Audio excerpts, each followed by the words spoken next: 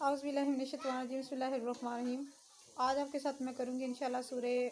نساء کی آیت نمبر 20، 21 اور 22۔ آج انشاءاللہ اس ٹاپک کو کمپلیٹ کر دیتی ہوں تاکہ اس سے اگلا جو ہمارا ہے وہ ہم لوگ چیک کریں گے۔ آج کی اس ویڈیو میں آپ کو بتاؤں گی کہ نبی کریم صلی اللہ علیہ وآلہ وسلم ہمارے باپ جیسا رتبہ کیوں رکھتے ہیں، بلکہ باپ سے بھی بڑھ کر، بلکہ ہماری جان سے بھی بڑھ کر۔ آج آپ کے ساتھ میں یہ ایکسپلین کروں گی۔ اور نبی کریم صلی اللہ علیہ وسلم کو نبوت مل چکی تھی، تو اس وقت سے لے کر،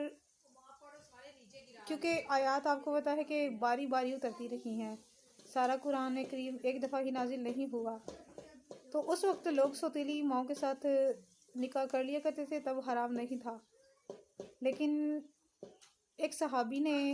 جب پوچھا تو اس کے لیے یہ چند آیات جو ہیں یہ نازل ہو گئی۔ تو ہمارے لیے کون کون عورتیں حرام ہیں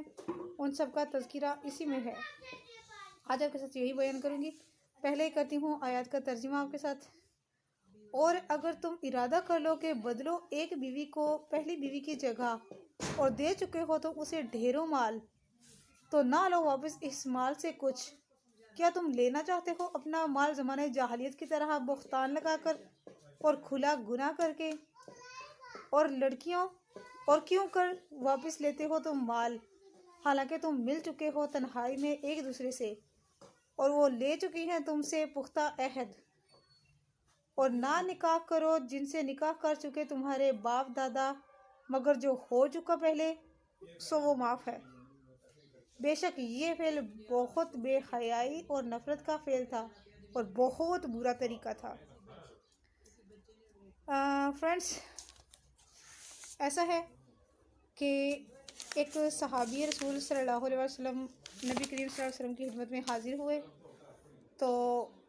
انہوں نے پوچھا کہ یا رسول اللہ، مال بھی بہت ہے اور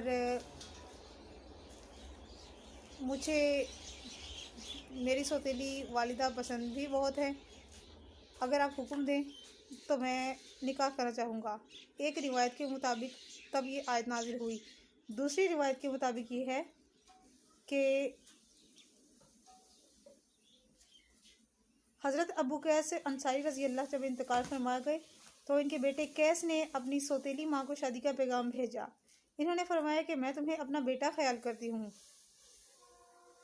تمہارا شمار قوم کے نیک لوگوں میں ہوتا ہے، لیکن میں اس مسئلے کے لیے حضور اکرم صلی اللہ علیہ وسلم کی خدمت میں حاضر ہو کر اس کے بارے میں پوچھنا چاہوں گی۔ چنانچہ وہ گئی وہاں پر صحابیہ، انہوں نے سوال عرض کیا تو نبی کریم صلی اللہ علیہ وسلم نے فرمایا ابھی تم گھر چلی جاؤ، مجھے جب اس کا جواب ملے گا تو میں تمہیں بتا دوں گا۔ چنانچہ وہ چلی گئی تو یہ پھر آیت نازل ہوئی کہ جن سے تمہارے باپ دادے نکاح کر چکے ہیں تم ان کو اپنے نکاح میں نہ لاؤ۔ اب اس میں مسئلے اور بھی بہت سے نکلتے ہیں، وہ میں آپ کے ساتھ ایکسپلین اب کرتی ہوں۔ وہ یہ ہے کہ اللہ تعالیٰ نے اس چیز سے منع فرمایا ہے، یہ ان آیات کا جو مجموعہ اور اس سے جو مسئلہ نکلتا ہے نا مین، وہ یہ ہے کہ دو بہنیں ایک وقت میں نکاح میں نہیں آ سکتی، نہ کوئی ریلیشن وغیرہ اور نہ کچھ بھی نہیں ہو سکتا، کیونکہ وہ آپ کی بہن یا بیٹی کا درجہ رکھیں گی۔ اگر وہ آپ کی وائف سے چھوٹی ہیں تو آپ کی بیٹی لگے گی، اور اگر آپ کی وائف سے بڑی ہیں تو وہ ماں کی جگہ پر ہوگی۔ اور دوسری چیز یہ کہ ساس جو ہوتی ہے وہ بھی ماں کا درجہ رکھتی ہے لڑکے کی، میں آپ کو مرد کے بارے میں بتا رہی ہوں، وہ آپ کی والدہ کا درجہ رکھتی ہے، اور اس کے ساتھ بھی نکاح کا آپ یا کوئی بھی ریلیشن آپ سوچ بھی نہیں سکیں گے، اگر سوچیں گے تو وہ انسان معلون ہے اور وہ کبیرہ گناہ کر رہا ہوگا، چاہے ریلیشن ہے، چاہے غلط نظر ہے کسی کی، اس حساب سے۔ اور ایک صحابی ہے، نام میں یہاں پر نہیں لینا چاہوں گی، تو حضرت خدیج حمزہ رحمۃ اللہ، جو کہ امیر المومنین کے غلام تھے، انہوں نے ایک بہت خوبصورت لڑکی ان کی طرف ڈریس لیس بھیجی تو وہ بہت خوبصورت تھی، بہت زیادہ گورا رنگ تھا اس کا۔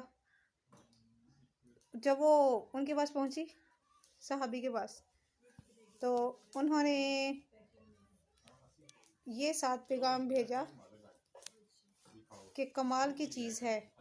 میں آپ کو تحفہ کرنا چاہتا ہوں۔ چنانچہ انہوں نے وہ تحفہ جو ہے وہ اپنے اس بندے کو، اپنے اس رشتہ دار کو بھیج دیا، باپ بیٹا تھے یا جو بھی تھے، واپس بھیج دیا۔ انہوں نے کہا کہ میں تو بوڑھا ہو چکا ہوں، تو تم ایسا کرو کہ تم پہلے اس کو دیکھ چکے ہو، وداؤٹ ڈریس دیکھ چکے ہو، تو اب یہ تمہارے لیے ہی ہے، اور اس سے تمہاری جو اولاد پیدا ہوگی، جو نسل بڑھے گی تمہاری، وہ کافی خوبصورت ہوگی،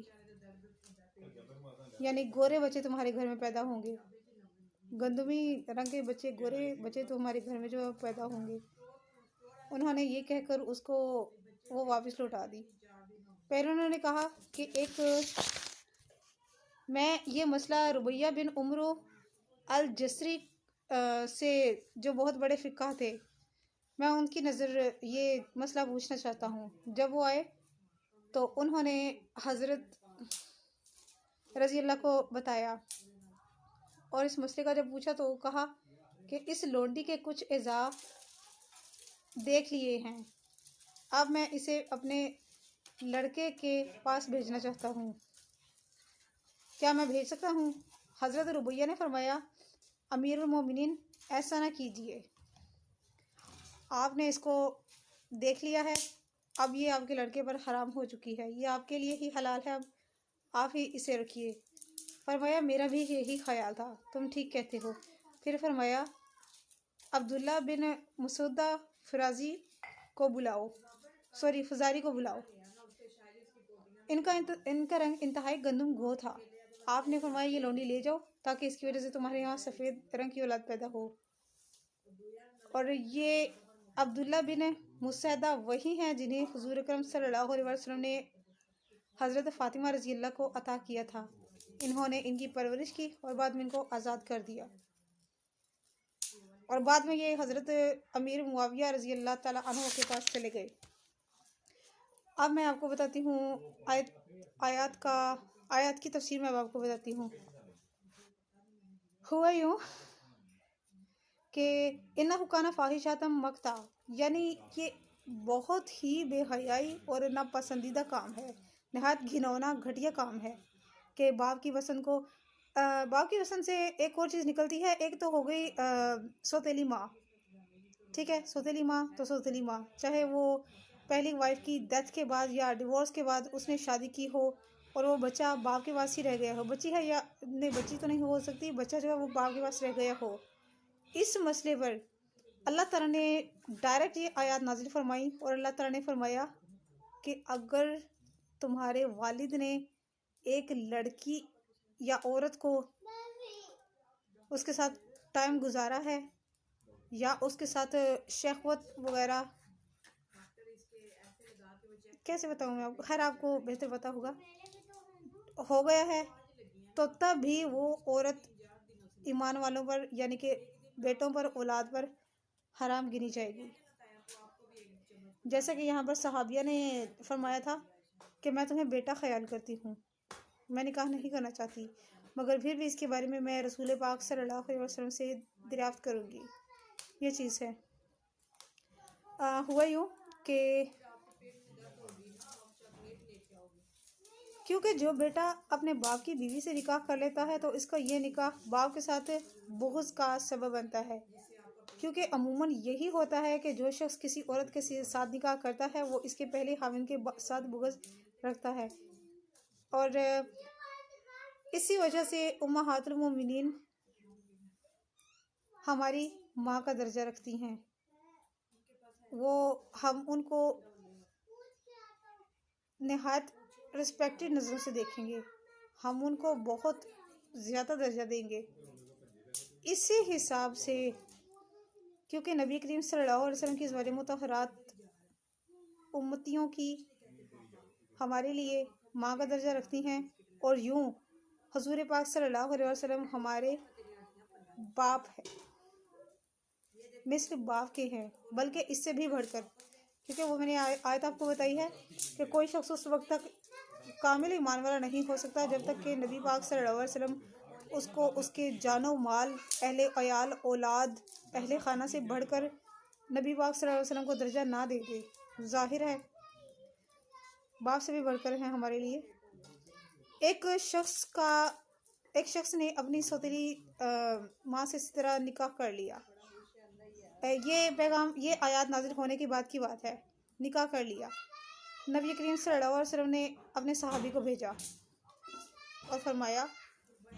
جاؤ اس کا سارا مال بیت المال میں جمع کر دو، سارا اس کا مال لے آؤ اور اس کو قتل کر دو، اس کی گردن اڑا دو اور اس کا مال ضبط کر کے۔ حضرت برا بن عازب فرماتے ہیں کہ میرے چچا حارث بن عمیر نبی پاک صلی اللہ علیہ وسلم کا عطا کردہ جھنڈا ہاتھ میں لیے ہوئے میرے قریب سے گزرے۔ میں نے پوچھا کہ حضور نے آپ کو کہاں بھیجا ہے؟ انہوں نے جواب دیا کہ آپ نے مجھے اس شخص کی گردن اڑانے بھیجا ہے جس نے اپنے باپ کی عورت کے ساتھ نکاح کر لیا۔ اور ان تمام مسائل پر جو میں نے آپ کے ساتھ ابھی بیان کیے ہیں، علماء کا اس پر وہ ہے ایمان ہے کہ جس عورت سے باپ نے مباشرت کر لی، خواہ نکاح کر کے یا ملکیت میں لا کر، وہ عورت اولاد پر حرام ہوگی، کیونکہ جن اعضاء کو دیکھنا اجنبی عورت ہونے کی حیثیت سے جائز نہ ہو تو وہ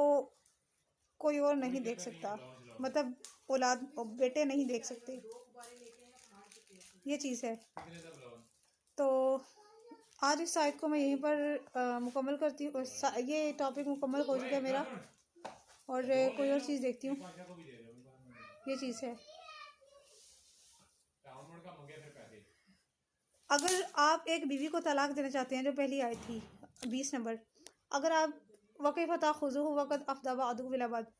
اگر آپ ایک بیوی کو چھوڑنا چاہتے ہو، پریشانی ہے یا نہیں ہے، جیسا بھی ہے، اگر اس نے کوئی غلطی کی ہے یا جیسا بھی اس نے کیا ہے، تم لوگ اگر اس کو چھوڑنا چاہتے ہو، اس کو رکھنا نہیں چاہتے، تب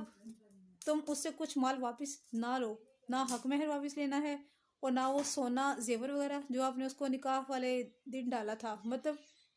نکاح نامے میں جو ہے وہ اس سے واپس نہیں لو، کیونکہ نبی کریم صلی اللہ علیہ وسلم جب شب معراج پر گئے تھے تو اللہ تعالیٰ نے نبی پاک صلی اللہ علیہ وسلم کو فرمایا تھا کہ وہ خطبہ نہیں ہے جس میں کلمہ شہادت، جس کی شروعات کلمہ شہادت سے شروع نہیں ہوئی، یعنی کہ جس میں کلمہ شہادت نہیں پڑھا گیا، نہ تو وہ خطبہ کہلائے گا، وہ کچھ اور ہی کہلائے گا۔ وہ میں آپ کو بتانا نہیں چاہتی، جو الفاظ یہاں پر استعمال ہوئے ہیں، یہ چیز ہے۔ اور نہ وہ خطبہ ہے، اور اگر انسان کلمہ شہادت پڑھ کے، کلمہ طیبہ پڑھ کے اگر نکاح کرتا ہے تو ایسے عالم میں اگر وہ کلمے کو گواہ بنا کر وہ، اور 4 اشخاص کو، میرے خیال میں 4 اشخاص ہوتے ہیں یا پتہ نہیں کتنے ہوتے ہیں، وہ اس صورت میں کلمہ پڑھ کر اگر طلاق دے دیتے ہیں، چاہے مرد دے چاہے عورت لے، جیسا بھی ہے، تو وہ گناہ میں آئے گا، کیونکہ کلمے کو ایک قسم کا انہوں نے جھوٹا نعوذ باللہ جو ہے نا وہ قرار دے دیا۔ کلمے کی قسم کھا کر، اس کو میں ایکسپلین اس طرح کروں گی کہ کلمے کی قسم کھا کر انہوں نے ایک دوسرے کو چھوڑ دیا، یہ وعدہ ہی ہے، یہ قسم ہی ہے، عقدۃ النکاح یہی ہے، جس کا قرآن کریم میں کافی جگہ پر ذکر ہوا ہے، سورہ نور میں بھی عام ہے اور سورہ نساء میں بھی ہے، بہت زیادہ ہے، یہ چیز ہے۔ تو یہ تھی میری آج کی پوسٹ، برائے مہربانی صدقہ جاری کی نیت سے شیئر کیجیے گا، اور جس نے ابھی تک میرے چینل کو سبسکرائب نہیں کیا وہ سبسکرائب بھی کر لیجیے گا۔ جزاک اللہ خیر۔